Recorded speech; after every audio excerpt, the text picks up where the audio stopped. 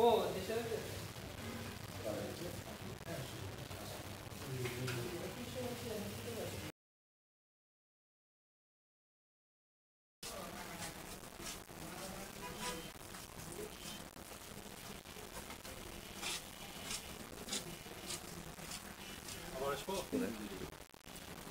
নাম মোহাম্মদ সিনজন আহমেদ সজীব।